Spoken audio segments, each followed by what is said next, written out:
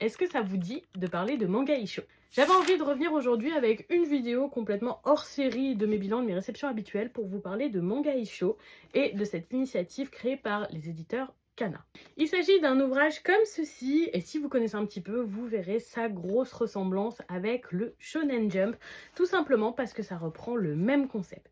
Il s'agit d'un magazine de prépublication, on retrouvera un ou deux chapitres de plusieurs titres à découvrir.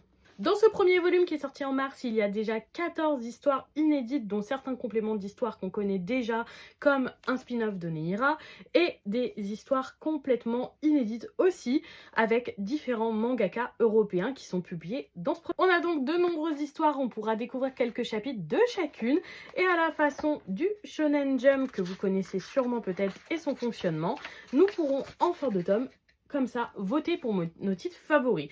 Contrairement au Shonen Jump, ça ne les empêchera pas d'avoir une suite, parce que le Shonen Jump, c'est un vote de personnalité pour savoir si les titres continuent ou pas.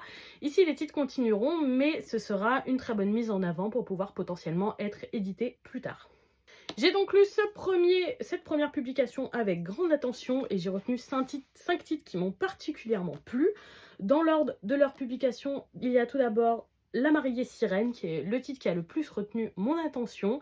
Un très très bon début de série, ça a l'air hyper prometteur, et si c'est publié, je le lirai avec grand plaisir. Ensuite, Shojin Plus, qui est un petit peu un style shonen neketsu, un petit peu plus classique, mais hyper prometteur, j'ai vraiment apprécié. Il y avait ensuite le one-shot, donc complet, Next Stop Afterlife. J'ai trouvé les planches absolument superbes de ce titre. Vous voyez comme c'est très très joliment dessiné. Une histoire qui parle de mort, c'était vraiment une super lecture.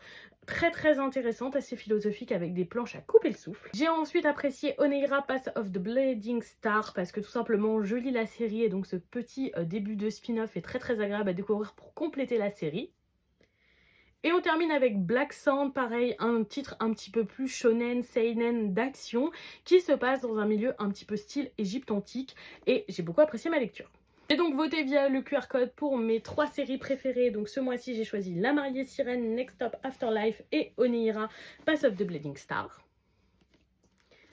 La première publication sera en juin 2025, j'espère juste que ça sera pas trop espacé et que j'oublierai pas trop les chapitres entre deux publications, parce que franchement, je suis super contente d'avoir une publication type Shonen Jump en France.